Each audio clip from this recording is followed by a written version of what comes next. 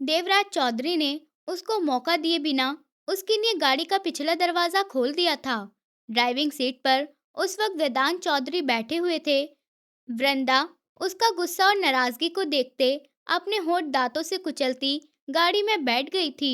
उसके बैठते ही गाड़ी का दरवाजा बंद हुआ था, जिसकी जोरदार आवाज उसके गुस्से की तेजी का एहसास दिला गई। वो फ्रंट सीट पर बैठ गया था। वृंदा ने भीगती आंखों से उसकी तरफ देखा था, जो सिगरेट पर सिगरेट फूंकता इस वक्त कंट्रोल की हद पर था। चौधरी हाउस पहुंचते ही वो गाड़ी से निकलता, लंबे लंबे कदम भरता अंदर की तरफ बढ़ गया।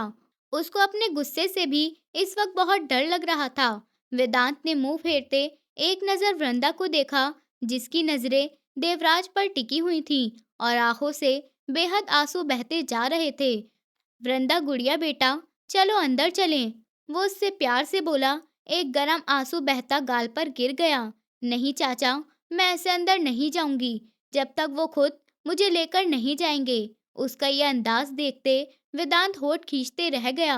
दोनों बुआ भतीजी एक जैसी थीं, बहुत ज्यादा जिद्दी। वेदांत को अपनी और देवराज की हालत पर रहम आया। बेटा, अभी वो बहुत गुस्से में हैं, आप अंदर तो चलें, फिर बात करेंगे, वो उसको समझाते हुए बोला। लेकिन वो अपना सर ना में हिलाने लगी तो वेदांत लंबा गहरा सांस भरता हुआ गाड़ी से बाहर निकल गया। वो वहीं पर बैठी रही। वेदांत को अकेला अंदर आता देख सबकी सवाल भरी नजरें उसके ऊपर उठ गईं। वृंदा कहाँ है? पहला सवाल दिव्यांशी की तरफ से हुआ। अपनी पत्नी की बेसब्री पर वो एकदम देवराज की तरफ देखने लगा, जो गुस्से से ऊपर सीढ़ियां चढ़ रहा था और उसके कदम भी रुके हुए थे। वो अंदर नहीं आना चाहती है। वेदांत ने उसकी पीठ को देखते हुए कहा, ये क्या बात हुई? ब्रजेश चौधरी ने वहां आते हैरत से पूछा। उनकी खराब तबीयत होने के बावजूद भी वो उठकर बाहर आ गए। उनके लाडले और चहीते पोते की पत्नी जो हवेली आ रही थी, वो कैसे उसका वेलकम नहीं करते? हालांकि उनके बारे में अब तक जो भी अफवाह थी, सब झूठ साबित हो रही थी। उनकी बात पर वेदांत ने देवराज को घूरा। मैं जानती हूँ, दिव्यांशी ने धड़कते दिल से कहा। रहने दो, वो नहीं आएगी, उसे किसी और के साथ अंदर आना है। वेदांत ने दिव्यांशी का बाजू पकड़े रोका। अब की बार सबकी नजरों ने देवराज चौधरी की तरफ मुंह किया। वो अपनी मुट्ठियां सख्ती से बंद किया, उन्हीं कदमों से नीचे उतर गया।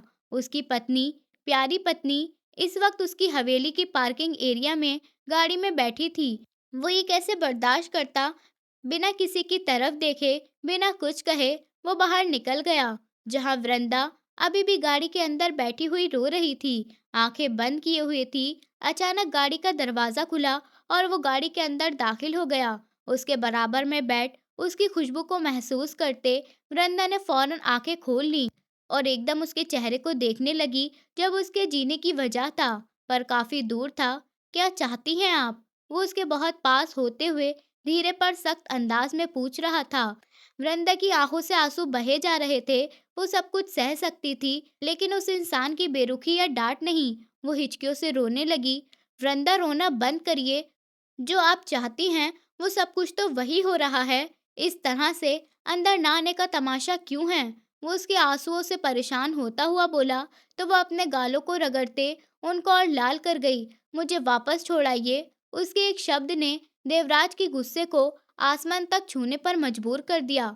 वो समझती क्या थी खुद को? हर बार उसको मुंह के बल गिरा देती थी और इस बार तो कुछ ज्यादा ही सख्ती से गिरा रही थी। होश में तो हो, घर छोड़कर आई हैं आप वहां जाना चाहती हैं? मुझे बस वापस जाना है, सुना नहीं आपने? वो उसका कॉलर पकड़ गई।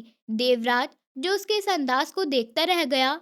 कहाँ तो सबकी उसके गुस्से से जान जाती थी, कहाँ वो इस लड़की के सामने खुद को अपने गुस्से के साथ बेबस महसूस कर रहा था। आप क्यों चाहती हैं कि मैं आपसे सख्ती बरतूं?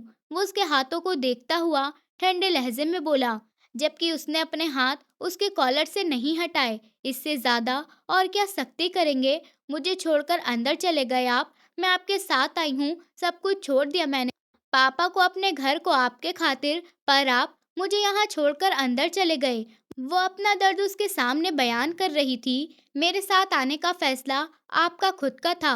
वो अपना मुंह फेर गया। कैसे भूलता कि कुछ लम्हे पहले वो किसी और से शादी करने वाली थी, जबकि वो उसकी अपनी पत्नी थी। अच्छा, मेरा फैसला था तो ठीक है, मैं वापस जा रही हूँ। वो उसका कॉलर छोड़ती गाड़ी का दरवाजा खोलने के लिए आगे हुई कि देवराज ने उसको खींचकर वापस अपनी तरफ किया। एक पल को दोनों की सांसें एक दूसरे से टकराईं। दोनों के दिल ही एक ही लय पर धड़कने लगे। इतनी नजदीकी पर तो वृंदा की जान हवा होने लगी। यहाँ से जाना तो दूर, मेरी इजाजत के बिना आप अब सांस भी नहीं ले सकेंगी, समझी आप? वो उसको एकदम से अपनी बाहों में भरते गाड़ी से बाहर निकाल गया। इस अचानक हरकत पर वृंदा का दिल हथेली पर आ पहुंचा। वो सांस रोक के इस हैंडसम मर्द को देखने लगी जो उसको गोद में उठाए अंदर हवेली की तरफ बढ़ रहा था। मैं चलकर चली जाऊंगी। वो अंदर मौजूद घर के मेंबर की वजह से घबराने लगी। देवराज ने माथे पर दो बल डाले। उसको देखा जैसे उसके दिमाग में पल रही सोच को पढ़ लिया हो। हवेली के एंटर पर जाते हुए एक पल को रुक गया। सबकी नजरों ने देवराज चौधरी और उसकी बाहों में दुल्हन के रूप में सजे उस छोटे से वजूद को देखा। वो छोटा सा वजूद लग रही थी देवराज चौधरी जैसे भारी बॉडी वाला मर्द, उसकी बाहों में वो नरम नाजुक वजूद। इस वक्त सबकी नजरों में वही दोनों थे। उफ, भाई ने तो हीरो वाली एंट्री दी है। आदि के होठों को शरारत भरी मुस्कान ने छुआ। वृंदा उसकी बाहों में धीरे धीरे कांपने लगी। वो किसी से भी नजरें नहीं मिला पा रही थी, ना ही किसी की तरफ देख रही थी। वो पूरी तरह से देवराज के सीने में मुंह छुपाए हुए थी। उसको शर्माता देख आंखों ही आंखों में दादा से इजाजत लेता, बिना किसी को कुछ कहे या बताए, वो वृंदा को ऐसे ही गोद में लिए सीढ़ियों की तरफ बढ़ा। देवराज के गले के पास वृंदा की गिरफ्त और सख्त हो गई, तो देवराज ने भी बदले में उसको और जोर से खींचकर अपने चेहरे से करीब कर लिया। उसके नरम नाजुक वजूद को वो अपने सीने में दबाता अपनी हालत को खराब होता महसूस कर रहा था। वृंदा से बात करनी है मुझे, दिव्यांशी ने एकदम होश में आते धीरे से कहा। और देवराज ने पीछे कदम बढ़ाए कि वेदांत ने उसको देख रोक लिया। अभी ठीक वक्त नहीं है, तुम बाद में बात कर लेना, उसने बहुत संजीदा अंदाज में कहा। बाद में क्यों, अभी क्यों नहीं? वो माथे पर बल डाले बोली, क्योंकि अभी उन दोनों पति पत्नी का वक्त है, आपस में शिकवा शिकायत करने का और प्यार करने का। आप बीच में जाकर क्या करेंगी? वो उसको प्यार भरी नजरों से देखते हुए डांट गया। आप मुझे मेरी भतीजी से दूर नहीं कर सकते। सभी अपने अपने कमरों की तरफ बढ़ गए। इस वक्त हॉल में सिर्फ वेदांत और दिव्यांशी रह गए थे, जबकि आदि भी वहीं पर था। मुझे कोई शौक नहीं है आपको आपकी भतीजी से दूर करने का। जिसको जो करना है वो खुद कर लेगा। वेदांत ने मुंह बनाते हुए वहां से हट जाना ही ठीक समझा। क्या मतलब? आप क्या कहना चाह रहे हैं? देवराज देवराज दूर कर देगा मतलब वृंदा को मुझसे? इतनी हिम्मत नहीं है किसी में, समझे आप? वो एकदम भड़क गई थी। वेदांत ने एक नजर पीछे खड़े हुए आदि को देखकर घूरा, जो वहीं पर मजे से खड़ा हुआ उनकी लड़ाई को एंजॉय कर रहा था। और ये अब से तो नहीं था, जब से दिव्यांशी वेदांत के साथ चौधरी हाउस आई थी, तब से एक दिन भी दोनों ने प्यार मोहब्बत से एक दूसरे से बात नहीं की थी। और आदि हैरान था, आखिर जब प्यार से बात ही नहीं करते थे, इतनी दखल अंदाजी थी, तो उसके बावजूद दिव्यांशी बुआ भागी क्यों? और वेदांत चाचा उनको भगाकर ले कैसे आए? दोनों को देखकर लगता था कि जैसे टॉम एंड जेरी हों। मेरा ख्याल है कि तुम्हें भी अपने रूम में जाना चाहिए। वेदांत ने दिव्यांशी को कोई भी जवाब देने की जगह आदि को घूरते हुए उससे कहा। जी जा रहा हूँ चाचा। वो बस चाची की बातें सुन रहा था। आदि भी जल्दी पर तेल का काम कर रहा था और वेदांत के गुस्से को हवा दे रहा था। वो वेदांत चौधरी जिससे एक जमाना डरता था, उसका एक रौब था और दबदबा था। अपनी पत्नी के सामने ऐसे बेबसी की मूरत बना हुआ खड़ा आदि को अपना चाचा बहुत प्यारा लग रहा था। गेट आउट आदि, उसको क्यों डांट रहे हैं आप? इस बेचारे की क्या गलती है भला? दिव्यांशी ने फौरन से उसकी साइड ली। उस पल आदि का खून और बढ़ गया। बिल्कुल चाचा जी, मेरा क्या कसूर? मैं तो हमेशा सबके काम आता हूँ। कोई भी काम होता है किसी को, आदि है ना? क्यों चाचा, कितने काम किए हैं आपके मैंने? वह अब की बार पास आता चहकते हुए बोला। तुमसे तो मैं बाद में बात करता हूँ, आप रूम में चलिए। वो आदि को संजीदगी से कहते दिव्यांशी की तरफ मुड़ा। मुझे वो वृंदा से मिलना है। बस करो यार, वृंदा वृंदा की रट लगाई हुई है, अभी नहीं जा सकती आप। देवराज इस वक्त बहुत गुस्से में हैं। वहां पर क्या कुछ नहीं हुआ और क्या कुछ होने वाला था। उस वक्त वो बहुत बुरी तरह से डिस्टर्ब हुआ। हुआ क्या है उसको? कहीं वो वृंदा को कुछ? उसकी बात काटते हुए देवयांशी ने फिक्रमंदी से कहा। तो एक पल को वेदांत और आदि एक दूसरे को देखते चले गए। वो खुद को तो नुकसान पहुंचा सकता है, पर अपनी पत्नी वृंदा को कभी नहीं। उसको एक आज भी नहीं आने देगा। वेदांत के लहजे में पक्का यकीन था। इस पल वेदांत के मोबाइल पर कॉल आने लगी तो वह एक पल को उनसे थोड़ा दूर हुआ।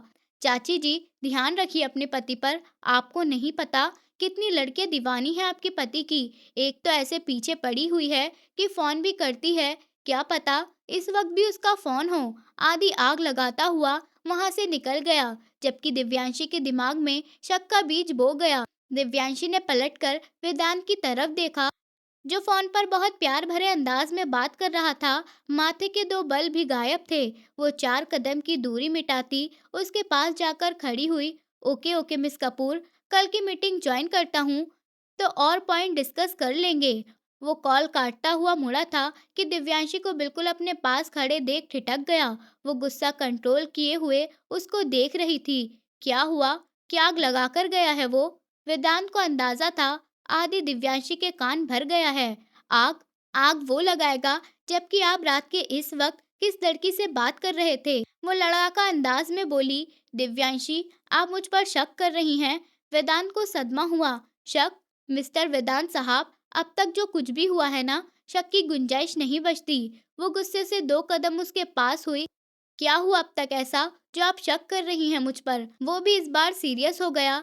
एक पल को दिव्यांशी संजीदा चेहरा देखकर अंदर ही अंदर सहम गई, पर फिर भी हिम्मत करके उसके पास खड़ी रही। शादी को 7 साल होने वाले हैं, एक बार भी खबर नहीं ली आपने। और अगर अरोड़ा हाउस छोड़ने का फैसला भी लिया तो मैंने, आपने उस फैसले पर बस मोहर लगाई थी। वरना मैं अभी भी ना कहती तो आप मुझे यहाँ नहीं लेकर आते।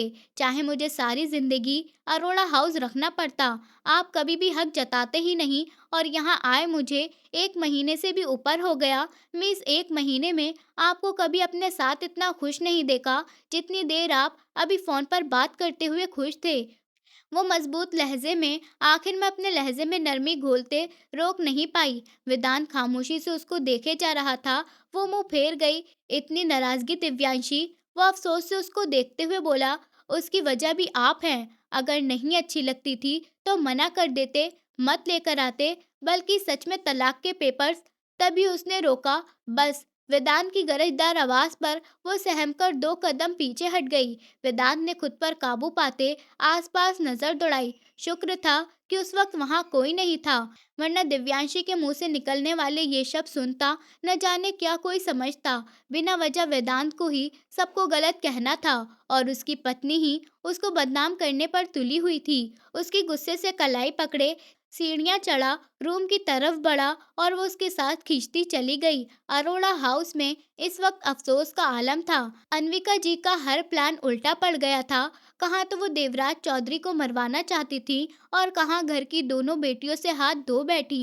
दूसरी तरफ माधव बहुत गुस्से में था। उसको हर हाल में वृंदा चाहिए थी। उसकी ईगो पर बहुत भारी वार हुआ था और शादी के वक्त उसकी दुल्हन मंडप छोड़कर जा चुकी थी और किसी ने उसको नहीं रोका। ऐसे में उसका बस नहीं चल रहा था कि सब कुछ तहस नहस कर दे। पर अगर रुका हुआ था तो सिर्फ अन्विका जी की वजह से, जो उसकी बुआ थी। सारा खेल उन्हीं का खेला हुआ था और वो तो सिर्फ एक मोहरा था। आगे क्या करना था वही फैसला करने वाली थी। गंभीर खामोशी के बाद वो अपनी जगह से उठती माधव के पास आती खड़ी हुई। मार दो इनको। अन्विका जी की इस बात ने उसको हैरान कर दिया। किसको? वो क्लियर करना चाहता था। पूरी चौधरी हवेली को बर्बाद कर दो। माधव, सबको मिटा दो। मुझे चौधरी खानदान का एक भी मेंबर जिंदा नहीं चाहिए। वो नफरत भरे लहजे में बोली। माधव तो बस देखता ही रह गया। ऐसे ही पूरा होगा हमारा बदला। वो गहरा सांस भरकर बोली। वृंदा के पापा को कैसे काबू करेंगे? माधव ने मुंह बनाया। तन्विका जी के अंदर एक उम्मीद सी जागी। मेरे लिए इंसान भी इम्पोर्टेंस नहीं रखता। मेरा बदला उस इंसान से बड़ा है। एक नफरत थी जिसकी कोई हद नहीं थी। सामने ही बैठे अपने बेटे को देखा जो दिमागी संतुलन में कमजोर था, और ये तो उनके किए का फल था। फिर भी ये औरत संभल नहीं रही थी। अभी भी इस औरत के दिल में नफरत ही भरी थी। न जाने और क्या क्या बुरा करने वाली थी। दोनों खानदान को बर्बाद करके रख दिया इस औरत ने। मुझे बस वृंदा चाहिए, बुआ किसी भी हालत में। माधव अपने दिल की बात जुबान पर ले आया। मैं इस देवराज को किसी तौर पर भी जीतने नहीं दूंगा। उससे वृंदा को छीन लेना चाहता हूँ। अन्विका जी ने उसको आंखें छोटी करते देखा। पहले तुम उसको तलाकशुदा समझकर शादी करने वाले थे, अब तुम उसको विधवा बनाकर शादी कर लो। वो बोली तो माधव के चेहरे पर मुस्कान आ गई और उसको विधवा बनाने से पहले उस देवराज के सामने उसकी पत्नी की इज्जत को भी खराब करूंगा, ताकि मरते हुए भी वो सुकून से नहीं मर पाए। माधव का अब अगला कदम क्या होने वाला था, ये तो कोई नहीं जानता था। अन्विका जी के साथ की वजह से वो निडर जरूर हो गया था। वो औरत सिर्फ अपनी जिंदगी बर्बाद कर चुकी थी और अब सबकी बर्बाद कर देना उसके दिल की ख्वाहिश थी। वो उसको कमरे में लाता, धीरे से दरवाजे के पाँव को ठोकर से बंद करता हुआ बिस्तर पर लेटा गया। हटने लगा कि वृंदा ने उसका कॉलर पकड़े खुद पर झुकाया। वो उसके दोनों तरफ हाथ रख खुद को उस पर गिराने से बचा गया। कहाँ जा रहे हैं मुझे छोड़कर?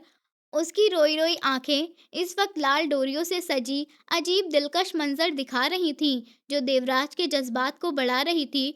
वृंदा प्लीज। उसके बहुत धीरे से पीछे हटने लगा कि वो उसके कॉलर से हाथ हटाती उसके गाल के पास अपने दोनों बाजू बढ़ा गई। अब इनको कैसे पीछे हटाता, चाहे कितना ही नाराज होता, गुस्सा होता, लेकिन उसको पीछे नहीं झटक सकता था।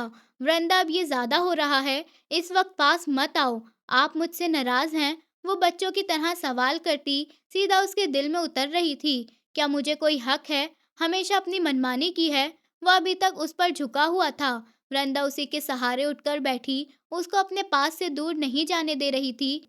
जानती थी उस इंसान को बहुत गुस्सा आता है और उसका गुस्सा कंट्रोल करने का एक यही तरीका था, अपने प्यार का एहसास में खो देना।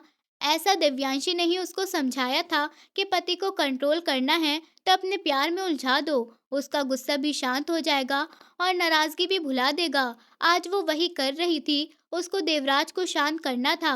वो उसको खुद से दूर होने नहीं दे रही थी, वरना वो गुस्से का इतना सख्त था कि उसके गुस्से से वृंदा की जान जाती थी। आपके ही हक हैं सारे देवराज चौधरी। वो हिचकी भरते हुए हिम्मत से बोली, वरना उसको अपने नजदीक कैसे? उस वक्त वृंदा की अपनी जान होठों पर आई थी। काश एक हक दिया होता आपने मुझे वृंदा। प्लीज हाथ हटाओ। वो जैसे इस तरह झुके झुके थक गया हो, जबकि वो तो सारी जिंदगी नहीं थकता। नहीं, मुझसे दूर जाने की परमिशन नहीं दूंगी मैं आपको। वो जिद्दी अंदाज में उसको खुद से पास कर गई। मत आजमाइए कंट्रोल को मेरे। कंट्रोल टूट गया तो आपको दर्द दूंगा। वृंदा गहरा सांस भरते गंभीर लहजे में बोली, हर दर्द मंजूर है देवराज चौधरी, बस आप वृंदा से दूर नहीं जाएंगे। वो उसको क्या बताती कि वो दूर होते उस पर जो गुस्सा करेगा, वही सोचकर वृंदा की जान हवा हुई थी। रेस्ट करिए, फिक्र नहीं करो। नहीं करता मैं गुस्सा। वो भी जैसे उसके दिल की हर बात को बिना कहे समझ लेता था। देवराज ने खुद को उससे छुड़ाया और पीछे हट गया। एक बार जज्बात फिर से तन गए, अपनी कमीज के बटन खोलता वो उसे एक लम्हे में दूर उछाला था। उसका खून उस वक्त उबल रहा था। वो चाहकर भी वो लम्हा भूल नहीं पा रहा था। वो ड्रेसिंग टेबल के सामने खड़ा हुआ, आंखें बंद किया झुका हुआ, गहरी सांस भर रहा था। वो एक नजर भी उस वजूद को नहीं देख पा रहा था। देवराज, मुझे आपके गुस्से से डर लग रहा है। वो डर से उसके पास आते हुए बोली। देवराज ने गर्दन तिरछी करके उसको एक नजर देखा। उसकी आंखें बहुत लाल हो रही थीं। वृंदा ने उसको देखा। मुझे भी आज अपने गुस्से से डर लग रहा है वृंदा, प्लीज दूर रहिए मुझसे। वो जितना आराम से बात कर रहा था, वृंदा को उतना ही उससे डर लग रहा था। I am sorry. वो सर झुकाए हिचकियों से रोने लगी। देवराज उसके आंसू को देखता अपने गुस्से को बढ़ता हुआ महसूस कर रहा था कि अगले ही पल वो ड्रेसिंग पर पड़ा सारा सामान एक हाथ से झटकता दूर फेंक गया। एकदम वृंदा की चीख निकल गई। परफ्यूम की बोतल टूटकर बिखर गई। कुछ ही देर में उसकी तेज खुशबू पूरे कमरे में फैल गई। वृंदा बुरी तरह से कांप रही थी। कांपते जिस्म से आगे बढ़ के देवराज को छूना चाहा। वहीं पर खड़ी रहिए, उस पर उंगली उठाता सख्ती से वार्निंग दे गया।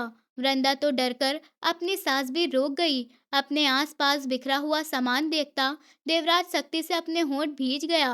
वृंदा को रोकने की वजह वो कांच था जो उसके पाँव के पास ही बिखरा हुआ था। वो उसके पास आती तो यकीनन वो उसको चुभ जाता। आगे बढ़कर उसको अपनी बाहों में भरता वापस बिस्तर पर लेकर आया। अब यहाँ से मत उठना, समझी आप? उसको घूरते हुए सख्ती से कहता पीछे होने लगा कि वृंदा ने एकदम हिम्मत करके उसको कमर से पकड़ लिया, जोर से अपने पास समेट लिया। वो बिल्कुल हैरान हुआ था। प्लीज डोंट लीव मी, मैं मर जाऊंगी, वो रोते हुए बोली। अगर यहाँ रहा तो खुद पर कंट्रोल करने के चक्कर में मैं मर जाऊंगा। वृंदा, ट्राई टू अंडरस्टैंड यार। उसके बाजू धीरे से हटाने लगा तो वो और कस के बंध गई। अपने साथ जुल्म कर रही हैं वृंदा, मत खेलिए आप आग से। वो उसकी तरफ बढ़ता, उसको बालों से पकड़ता, उसका चेहरा अपने पास करता, उस पर गहरी सांस छोड़ते जा रहा था। इस आग में जल जाना है मुझे, लेकिन आपको नहीं छोड़ सकती। वो भी अपने नाम की एक ही थी, पीछे नहीं हट रही थी, ना ही बाज आ रही थी। जलकर खाक हो जाओगी। वो उसको डरा रहा था या खुद को बचा रहा था, उसको खुद नहीं पता था। खाक होना ही नसीब है तो मुझे मंजूर है। वो भी आज पूरी तरह फॉर्म में थी। वो कुछ पल ऐसे ही उसके चेहरे को देखता चला गया और अगले ही पल खींचकर उसका दुपट्टा उसके बदन से अलग किया। वृंदा के तो रोंगटे खड़े हो गए। उसने बेयकीनी से देवराज को देखा, जो उसका नरम और नाजुक बदन को देखते पल में बहकने लगा था। क्या हुआ? ऐसी नजरों से क्यों देख रही हैं? क्या देवराज चौधरी को अपना हक लेने के लिए अब भी आपकी इजाजत लेनी होगी? वो ना चाहते हुए भी लहजे में ताना लेकर आ गया। वृंदा ने आंसू कंट्रोल करते आंखें बंद करके सर ना में हिलाया। जुबान तो कुछ कहने के काबिल ही नहीं बची थी, जैसे वो उस सब के लिए पहले से तैयार थी। उसका अंदाज देखे वो अगले पल उसके ब्लाउज की डोरियों को भी खींच के तोड़ गया। मोती टूटकर बिखरते चले गए और उसका ब्लाउज उसके कंधों से ढलकने लगा। अब भी यही ख्वाहिश है आपकी? वो फिर से उसको रोकने के लिए दूर हुआ कि शायद वो रुक जाए, पीछे हट जाए। वृंदा अपने नम आंखों से आंखें बंद करके एक हिचकी भरी थी और देवराज को देखती चली गई। जरा सा बाल के ऊपर होते ही वो बहुत धीरे से पूरे हक से उसके होठों पर अपना हाथ रख गई। ये इतना अचानक हुआ कि देवराज चौधरी चुप रह गया। उसको लगा दुनिया की हर चीज रुक गई हो। इन लम्हों में वो जैसे खुद को जिंदा महसूस कर रहा था। उस एक प्यार के एहसास में उसकी पूरी जान आकर बस गई थी। जो सामने मौजूद वजूद की तलब में जाग रही थी, वो पीछे हटी कि अगले ही पल उसकी कमर में बाजू लपेटे अपने सीने से लगा गया। उसकी धड़कनों को अपने सीने में मस करता वो उसके होठों पर झुक गया। वृंदा का तो सांस ही हलक में दब गया। उसके होठों से वो अपनी प्यास मिटाता, जैसे ही पीछे होने का सोचता वैसे ही तलब बढ़ जाती। उस वक्त अगर कहा जाता मर्ज बढ़ता गया, जैसे जैसे दवा दी तो बिल्कुल सही था। वो एक हाथ तो उसके कमर पर डाले, दूसरे से उसके गाल को पकड़े, उस पर बहुत प्यार से बरसे जा रहा था। उसका बेजान होता वजूद महसूस करता वो उसके होठों को आजाद कर गया, लेकिन सिर्फ 1 इंच की दूरी पर ही हुआ था। उसकी गर्म सांसें अभी भी उसको झुलसा रही थीं। उसके होठों पर लगी सारी लाली को वो पल में चुरा गया। दोनों ही एक दूसरे को देखते गहरी सांस भर रहे थे। अगले ही पल वो उसको पीछे बिस्तर पर हल्का सा पुश कर गया। पीछे गिरने से उसका ब्लाउज ढीला होता कंधे से नीचे सरका। वृंदा की सांसें गहरी हुई थी, जिससे उसके हसीन वजूद ने सामने खड़े देवराज के कंट्रोल को तोड़ दिया। देवराज चौधरी को सर से पैर तक हिलाकर रख दिया था। वो अपनी सैंडो उतारता, उसकी तरफ बढ़ता, बिस्तर की तरफ हथेलियां रखता, अजीब से अंदाज में उसको डरा रहा था। देवराज, वो घबरा सी गई थी। घबराहट हो रही है। वो फिर से रुक गया। वो बिल्कुल उसकी बाहों में कैद थी, पर देवराज ने उस पर जरा सा भी वजन नहीं डाला था। वृंदा ने पहले सर हिलाया और अगले ही पल उसके गुस्से को सोचते हुए अपना सर ना में हिला गई। उसके इस मासूम हरकत पर वो मुस्कुराता हुआ पीछे हट गया। बेड क्राउन से टेक लगा गया, उसकी कलाई से पकड़े अपनी गोद में बैठा गया। उसके ऐसे करीब करने पर वृंदा की सांसों का शोर वो अपने सीने में महसूस कर रहा था। क्यों बैठी थी शादी के लिए, जब मेरी पत्नी थी तो? वो एकदम सवाल करने लगा और उसको डरा गया। सच में देवराज, मैं नहीं कर रही थी शादी, कसम ले लीजिए आप। वो शर्मिंदा अंदाज में उसके गले से बाहें फैलाए बोली। अपनी हालत को अक्सर फरमोश कर गई। फिर ये शादी के कपड़े क्यों पहने? बहुत बुरा लग रहा है मुझे ये आपकी बॉडी पर। आपने मेरे अलावा किसी और के लिए खुद को सजाया। दिल चाहता है इस लहंगे के साथ आपको और खुद को आग। उससे पहले कि वो और कुछ सवाल करता या अपना गुस्सा दिखाता, वो जल्दी से ब्लाउज को अपनी बॉडी से उतारते दूर हटाने लगी। क्या कर रही हो? उसका हाथ रुक गया। आपको मुझ पर यकीन नहीं देवराज, पर मैं कैसे यकीन दिलाऊं? मैं दिल से आपकी हूँ। आपकी पत्नी होने के बावजूद मैं कैसे किसी और से शादी कर सकती थी? मुझे तो पापा ने धमकी देकर ये पहनवाया था, नहीं तो वो खुद को। अपने सीने से ब्लाउज को जोर से जकड़े वो गहरा सांस भर गई। माधव ने यहाँ बालों से पकड़कर खींचा, लेकिन मुझसे हाँ नहीं करवा सका। और और क्या किया उस बगैरत इंसान ने? बोलिए, कहाँ छुआ उसने आपको? देवराज जैसे पागल होने को था। वृंदा ने गहरी सांस भरी और सर ना में हिलाया, बालों से और यहाँ से पकड़ा। वो कलाई आगे करती बच्चों की तरह शिकायत कर रही थी। देवराज ने फिर से उसके कांपते होठों को अपनी गिरफ्त में ले लिया। एक अजीब सी जुनूनियत थी उसके होठों में। आप सिर्फ मेरी हैं वृंदा, सिर्फ देवराज चौधरी की। जान ले लूंगा मैं हर इंसान की जो आपको तकलीफ पहुंचाएगा, आपको दर्द देगा, फिर चाहे वो माधव अरोड़ा ही क्यों ना हो। पापा बेकसूर। श्श! उसकी बात को वो उंगली उसके होठों पर रखते काट गया। नाम भी मत लेना अपने होठों से, बहुत बड़ी सजा दूंगा। यहाँ आने से पहले आप अपने सब रिश्ते खत्म कर कर आई हैं। याद रखिएगा इस बात को। अब आपका सब कुछ मैं हूँ, सब कुछ। वो उसको याद दिलाता अपने सीने से लगा गया। इस बार वृंदा चुप रही, कुछ भी कहकर उसके गुस्से को तेज नहीं करना चाहती थी। उसके ब्लाउज को धीरे से उसकी बॉडी से दूर करता उसकी धड़कनों में अपना चेहरा छुपा गया। वृंदा का तो सांस ही सीने में अटक गया। इतने प्यार के एहसास पर सारा खून चेहरे पर सिमट गया। देवराज! टूटे बिखरे शब्दों में वो उसका नाम लेती, उसको और मदहोश करने पर तुली हुई थी। धीरे से पास से रिमोट उठाते, लाइट ऑफ करते, वो फेरी लाइट ऑन कर गया। एक पल को पूरा कमरा जगमग करते, लाइट बहुत खूबसूरत लाइट से सजा गया। वो लम्हों में खोसी गई। फिर अगले ही पल वो उसका सर तकिए पर रखता उस पर साया पहरा गया। उसके होठों से गर्दन तक का सफर करे वो उसको कपकपाने पर मजबूर कर गया। You are too beautiful. बहुत धीरे से उसकी ब्यूटी बॉन्ड पर होठ रखता उसको गहरी सांस लेने पर मजबूर कर गया। वो बेडशीट को जकड़े आंखें बंद किए हुई थी कि अगले लम्हे वो अपने हाथों की उंगलियों को उसके हाथों की उंगलियों में उलझाता अपना सारा वजन उस पर डाल गया। वो मासूम नाजुक सी लड़की जिसको अपना सांस भी नहीं आ रहा था, उसकी धड़कनों से आखिरी पर्दा भी गिर गया। उसको पूरी तरह अपनी बाहों में ले गया। धीरे धीरे गुजरती रात में सारे पर्दे गिरते चले जा रहे थे। वो जो शुरू में धीरे धीरे उस पर बरस रहा था, अब जुनून सा होता उस पर पूरी तरह खुद को जमा गया। 6 सालों का अधूरा प्यार भरा था उसके अंदर, कभी तो निकलना था।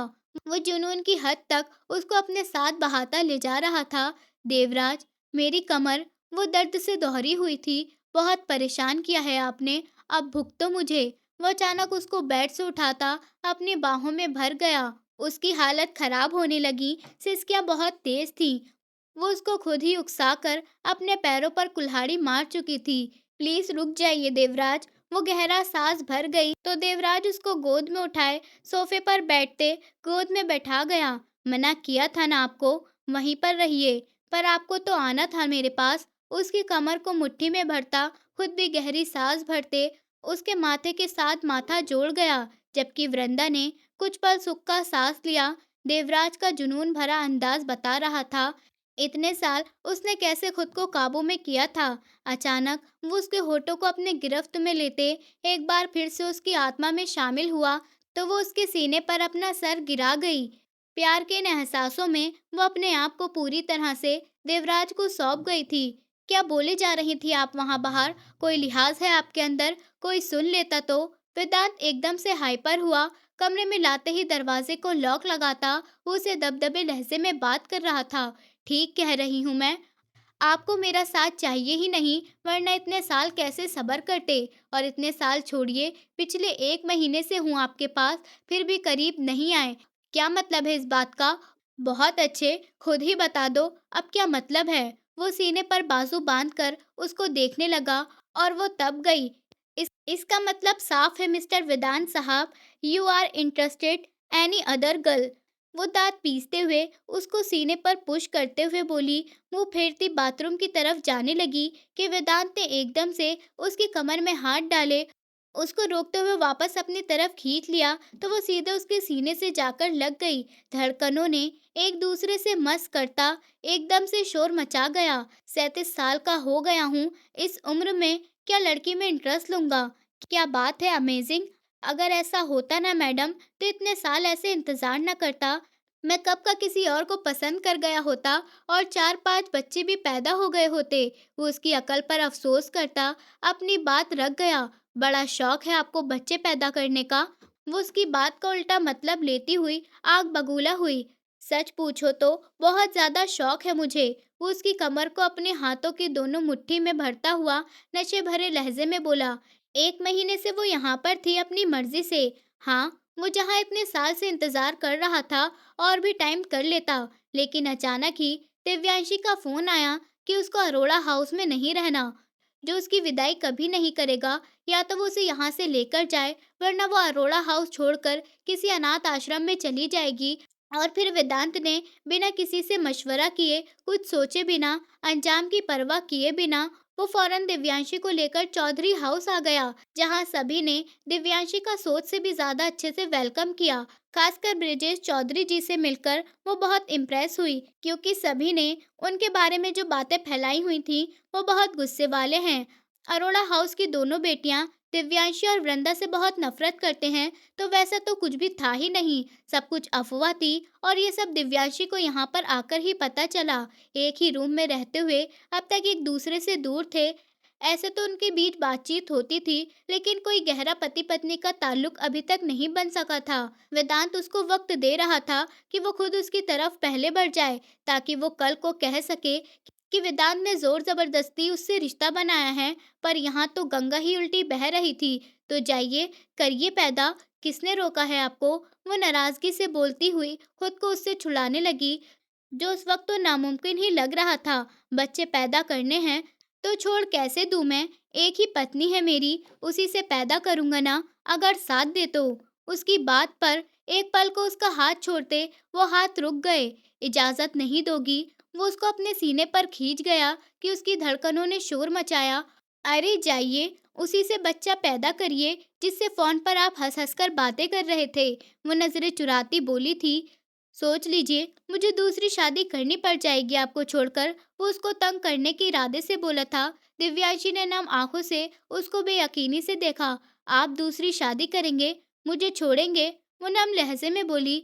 अब आप मुझे बच्चा पैदा करके नहीं देंगी, तो मुझे बच्चा पैदा करने के लिए कुछ तो करना ही होगा ना। मेरा भी तो दिल चाहता है, मुझे कोई छोटा सा नन्हा सा बच्चा पापा पापा कहकर पुकारे, उसके हाथों को प्यार करूं, उसकी उंगली पकड़कर चलना सिखाऊं, उसके नाज नखरे उठाऊं, उसको अपनी गोद में छुपाकर रखूंगा।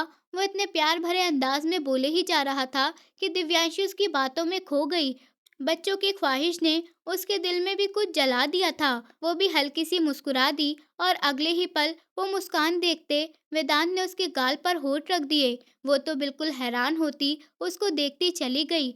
मुझे आपसे बच्चा चाहिए दिव्यांशी, और आप ही मेरे बच्चे की माँ बनेंगी। वो उसके चेहरे को हाथों में भरता हुआ बोला और अपनी बाहों में कैद करता चला गया। उसके नाजुक से गुलाबी से पंखुड़ियों जैसे होठ को अपनी गिरफ्त में लिया तो दोनों ही के दिल एक साथ धड़कने लगे। बताइए ना, मुझे बेबी दोगी छोटा सा? बहुत धीरे से उसके पास आता उससे कह गया। वेदांत, आप परेशान क्यों कर रहे हैं? वो नाराजगी से देखते हुए बोली। तो वेदांत के होठों पर मुस्कुराहट आई। मेरा सवाल अभी भी वहीं पर है, मुझे बच्चा चाहिए। वो साफ शब्दों में उससे बोल गया। आप तो ऐसे बच्चा मांग रहे हैं जैसे बाजार में मिल रहे हैं, और जाकर ले आएंगे। वो नाराजगी से बोलते मुंह फेरने लगी कि वेदांत ने फिर से अपनी तरफ मोड़ लिया। बाजार से तो नहीं मिलेंगे, लेकिन आप तो दे सकती हैं। छोटा सा प्रोसेस है, अगर कामयाब हो गए आज की रात तो 9 महीने के बाद। श्श! दिव्यांशी घबराकर वेदांत के होठों पर हाथ रख गई। कितने बेशरम हैं आप, गंदी गंदी बातें कर रहे हैं। वो नजरें चुराते हुए बोली। मैं सिर्फ बातें ही गंदी नहीं करता, अभी थोड़ा मुझे आप हिंट दें अपनी रजामंदी का, फिर देखिए मेरी बेशर्मी की हद। चुप कर जाइए ना वेदांत, और मुझे नींद आ रही है, सोने दीजिए। वो लम्हों से नजर चुराती हल्के से बोली। ये तो मसला हो जाएगा, बेबी प्रोसेस कैसे करेंगे फिर हम? एक आइडिया आया है दिमाग में, आप सो जाना, मैं अकेले ही बेबी प्रोसेस कर लूंगा। उसकी बात सुनते ही दिव्यांशी का दिल 200 की स्पीड से धड़कने लगा।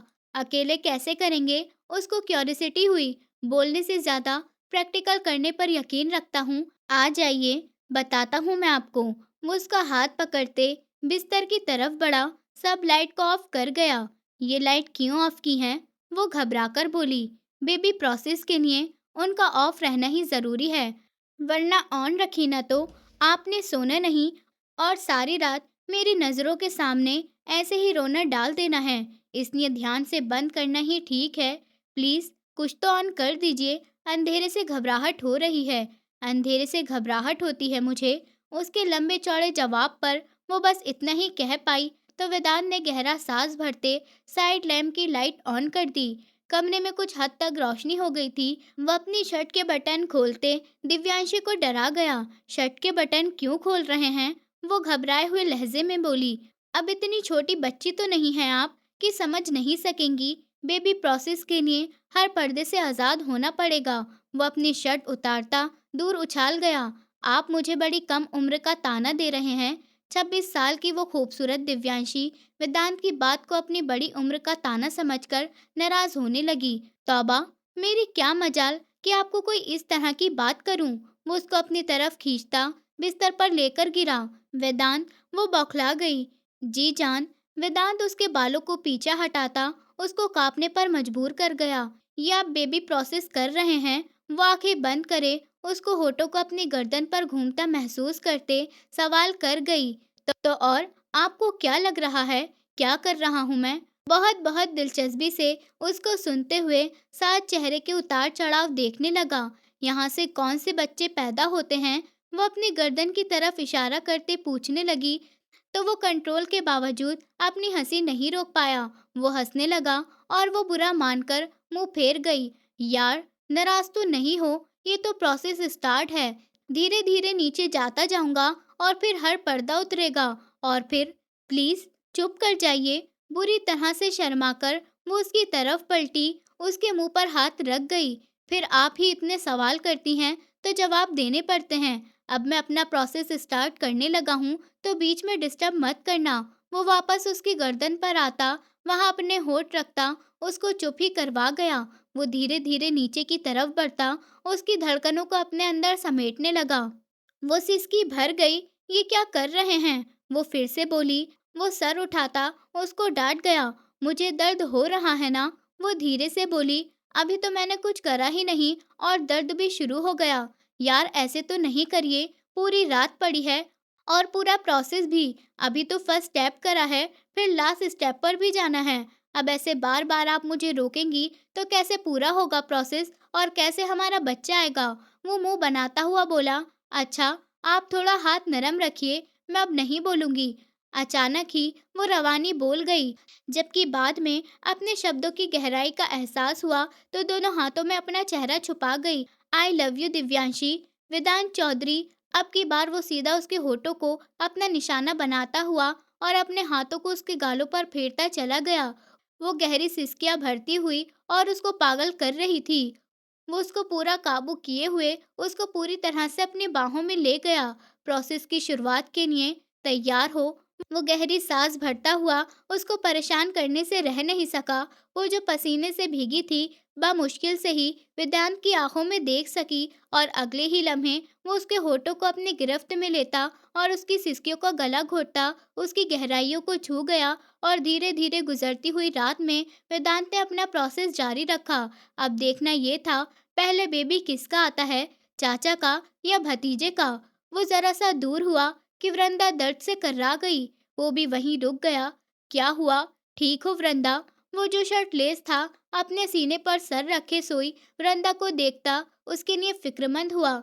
जी। वो मेरा कान। उसके कान में पहना वो जरकन का टॉप्स चुभने पर दर्द से कर्रा गई थी तो अगले पल वो उठता हुआ उसके दोनों कान से टॉप्स उतार गया। आप ऐसी चीजें मत पहना करो जो आपको तकलीफ दे। वो अभी और कुछ कहता, इससे पहले ही उसके फोन की रिंग बज गई। दूसरी तरफ वेदांत था और उसने जो खबर देवराज को दी उसके पैरों तले से जमीन निकल गई। मैं अभी आ रहा हूँ। क्या हुआ? सब ठीक तो है ना? हाँ, प्रार्थना करो कि सब ठीक हो। वो उठता हुआ बोला और जैसे ही उसने बाथरूम का रुख किया तो ऊपर वाले से प्रार्थना करने लगी। तैयार हुआ तो वृंदा ने उसके पास आकर उसको देखा। उसको नाइटी गाउन में देखते हुए देवराज ने बामुश्किल से अपनी नजरें चुराईं। वो सच में बहुत ज्यादा खूबसूरत थी।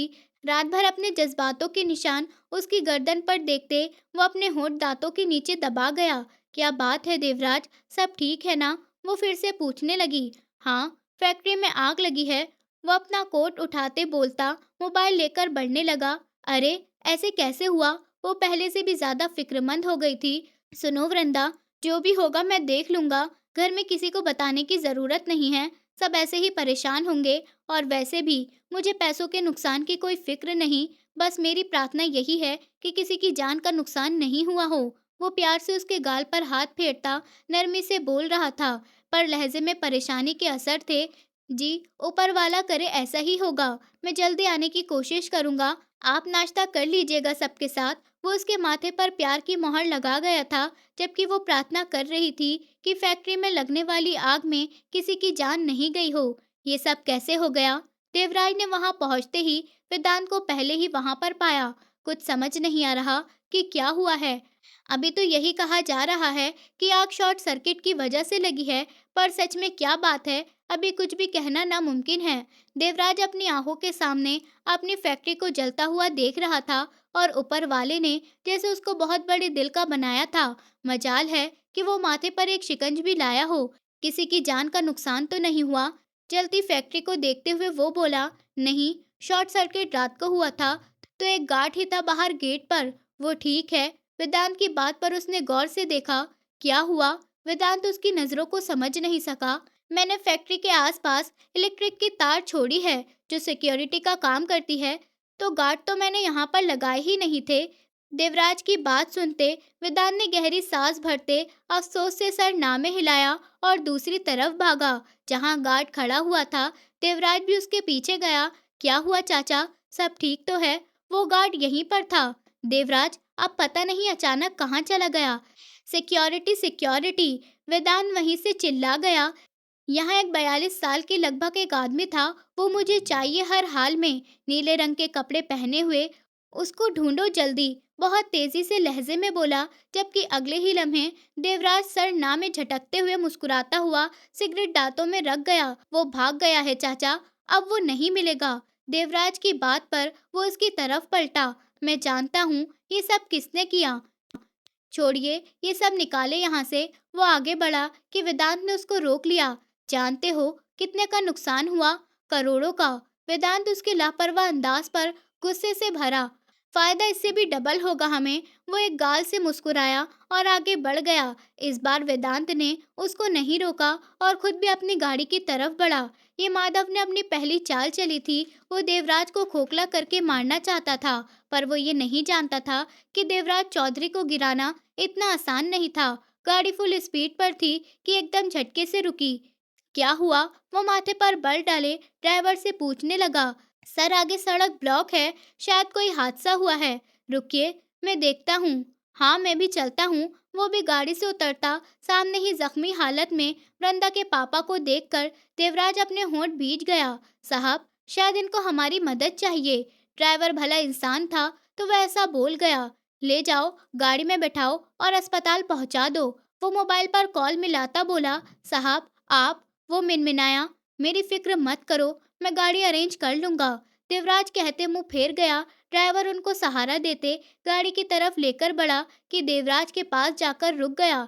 बेटा, हो सके तो मुझे माफ कर देना। मैंने बहुत जुल्म किया है तुम पर। वो गहरी सांस भरते नम लहजे में बोले। उसको अपनी गलती का एहसास तो हो गया था, पर देवराज का दिल इतना बड़ा नहीं था कि वो अपने पापा का कत्ल माफ कर देता। वो मुंह फेरे ही खड़ा रहा। वृंदा के पापा ड्राइवर के साथ उसकी गाड़ी में जाकर बैठे। वो चाहकर भी उनकी तरफ नहीं देख सका।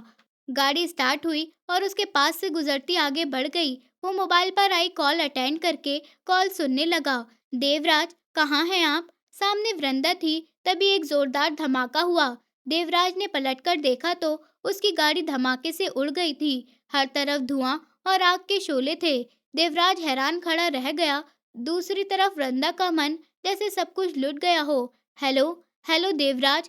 वो पागलों की तरह उसको पुकार रही थी, पर नहीं जानती थी कि पति तो सही है, उसके पापा दुनिया छोड़कर चले गए हैं। दामाद के हिस्से की मौत वो अपने नाम लिखवाकर चले गए हैं और अपना कर्ज उतार गए हैं। जो साजिश देवराज के पापा की मौत के लिए रची थी, आज अपनी मौत से वो कर्ज भी उतार गए हैं। हर तरफ चीख पुकार थी।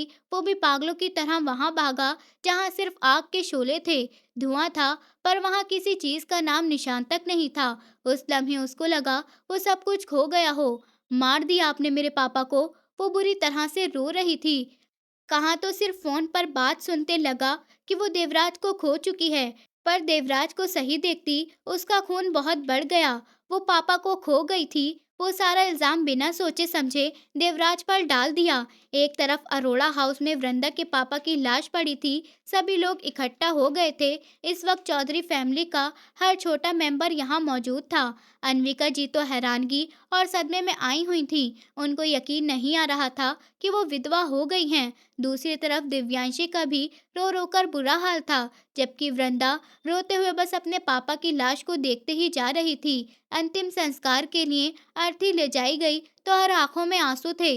दिव्यांशी ने वृंदा को गले से लगाकर उसको हौसला दिया। वृंदा को वो वक्त याद आ रहा था जब वो यहाँ से निकली थी और पापा ने उसको इजाजत दे दी थी।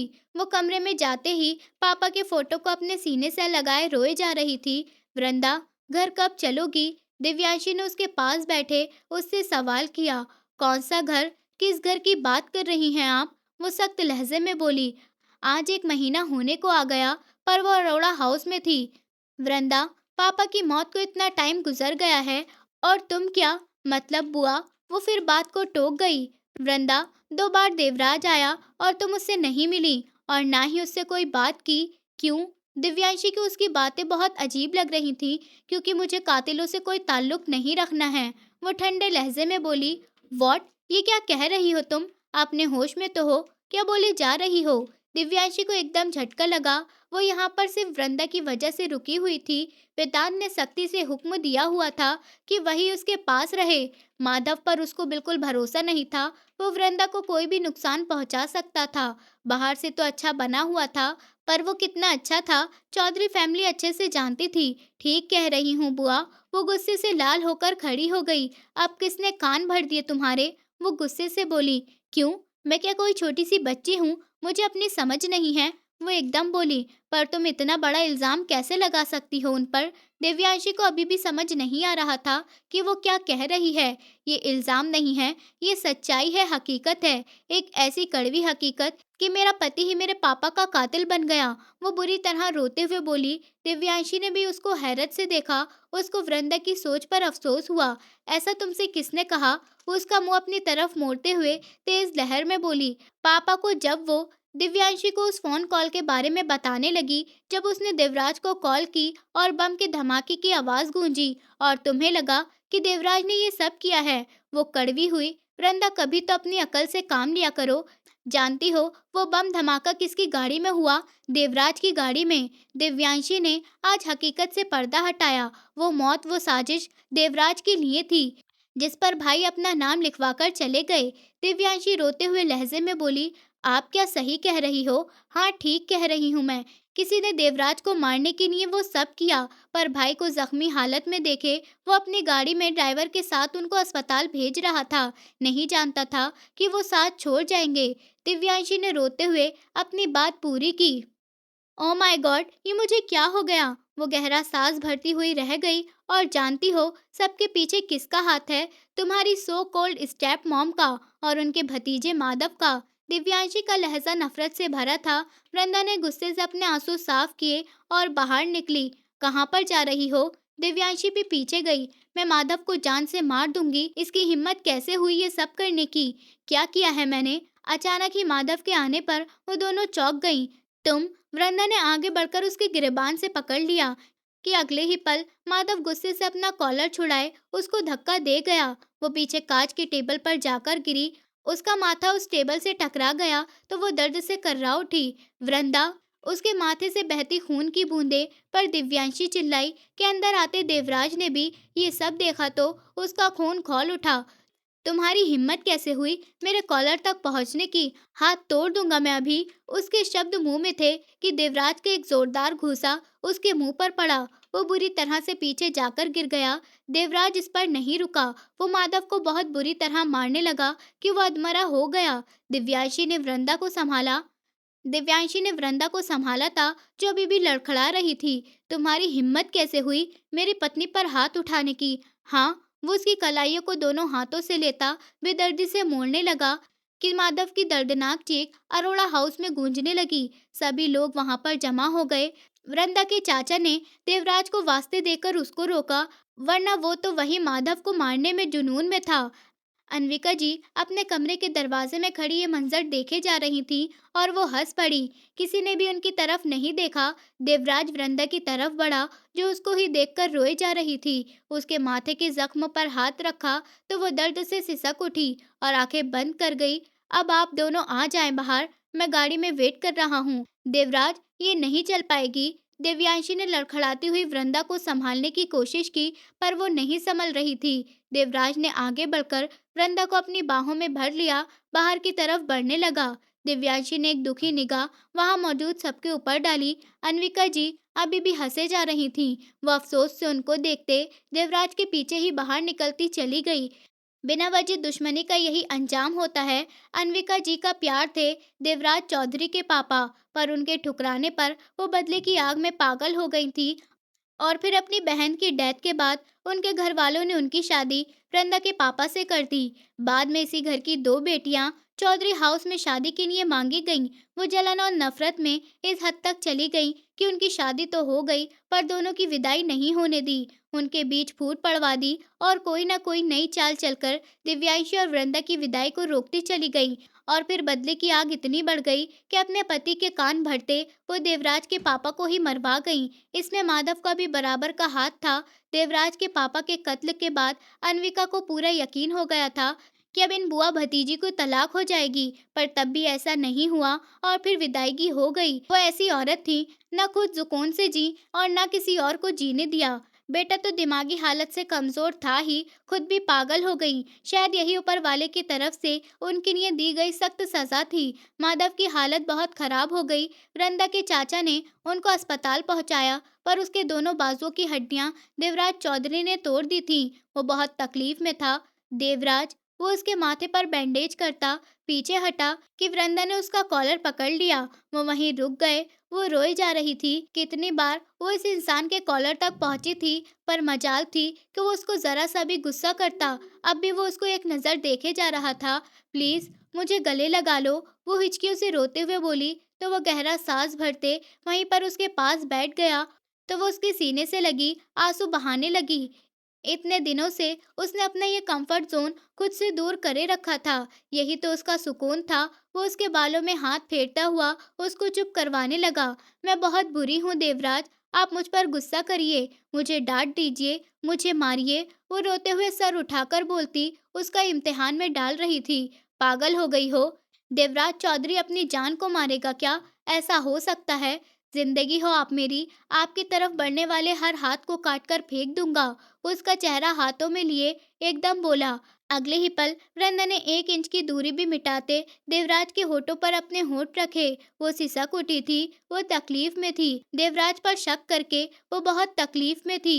एक यही इंसान था जो बिना किसी वजह, बिना किसी लालच के उससे प्यार करता था, और उसने इसी इंसान के सच्चे प्यार पर शक किया। वो और जुनूनी हुई तो देवराज ने उसको धीरे से पीछे किया। रिलैक्स वृंदा, वो अपने जज्बात पर काबू पाता बोला, जो एक पल में वृंदा के प्यार ने जगा दिए। मेरे पास रहिए देवराज। वो उसको जोर से गले लगाते अपने और उसके बीच की दूरी मिटाने के दर पर थी। वृंदा, रिलैक्स करिए, अभी आपकी तबीयत। वो उसको समझाने लगा। क्या हुआ है मेरी तबीयत को? दूर जाने के बहाने मत बनाइए। वो चिढ़ गई थी। वृंदा, लुक एट मी, नहीं देखना है मुझे। वो नाराज होते हुए मुंह मोड़ते तकिए पर सर रखकर लेट गई। देवराज ने सर नामे हिलाते उठते हुए दरवाजा लॉक किया और लाइट को डिम करते उसके पास आया। क्या चाहती हैं आप? उसको खींचकर अपनी गोद में बैठाकर बहुत प्यार और गंभीर लहजे में पूछा। मुझे प्यार करिए। वो उसकी गर्दन में मुंह छुपाए हुए धीरे से बोली। सह लेंगी आप मुझे? वो धड़कते दिल से पूछ रहा था तो वो उसको देखने लगी। क्यों? फर्स्ट टाइम है क्या? उसकी बात पर वो उसको अपने सीने से लगा गया। वो छोटी सी जान उसको बहुत प्यारी हो गई थी। अच्छा सुनिए, इधर देखिए मेरी तरफ। डेट आई थी आपकी। उसके अचानक सवाल पूछने पर वृंदा शर्म से पानी पानी हो गई और उसकी गर्दन में मुंह छुपाते हुए सर ना में हिलाया। कल डॉक्टर के पास चलेंगे हम। पता नहीं क्यों नहीं आई। देवराज को शक था कि वो प्रेग्नेंट है। उसके मूड स्विंग को देखते हुए वो आइडिया लगा गया। अब कल कंफर्म करना था, क्या तब तक मुझे प्यार नहीं करेंगे? वो बच्चों की तरह बोली, तो देवराज ने उसको अपने सीने से लगा लिया। ऐसा तो मुमकिन ही नहीं मेरी जान, अब तो हर रात ही प्यार करूँगा। वो उसकी गर्दन पर दहकते होठ रखता हुआ झुकता चला गया और वो भी बिखर कर उसकी बाहों में ही सिमटती जा रही थी। सच कहते हैं, सच्चे प्यार में मोहब्बत बहुत होती है। जैसे देवराज के बिना किसी शिकवे शिकायत के वो अपनी वृंदा को खुद में समेट गया। नफरतों का अंजाम बहुत बुरा होता है। काश वक्त रहते इंसान समझ जाए, जो दुश्मनी सालों से चली आ रही थी वो तो खत्म हो ही गई थी, लेकिन कितनी जान लेकर गई। काश कोई समझता तो इंसान जिंदगी को बाकी सब चीजों से ऊपर रखता। वृंदा को गुड न्यूज के साथ देवयांशी को भी गुड न्यूज सबको मिली थी। दोनों बुआ भतीजी एक साथ उम्मीद से हुई और दोनों ही बहुत शर्मा रही थीं, जबकि चौधरी हाउस में खुशियों की लहर दौड़ रही थी। चाचा भतीजे एक साथ बाप बनने वाले थे। दुखों के बादल हट गए थे और खुशियों ने दस्तक दी थी। ब्रजेश चौधरी ने बहुत खुशियां मनाई और सबकी खुशियों की प्रार्थना मांगी। दोस्तों, उम्मीद करती हूँ आपको हमारी कहानी पसंद आई होगी। कहानी पसंद आई है तो वीडियो को लाइक करें, चैनल पर नए हैं तो चैनल को सब्सक्राइब करें और हाँ, नोटिफिकेशन बेल को ज़रूर दबाएं ताकि अगली अपडेट सबसे पहले आपको मिले।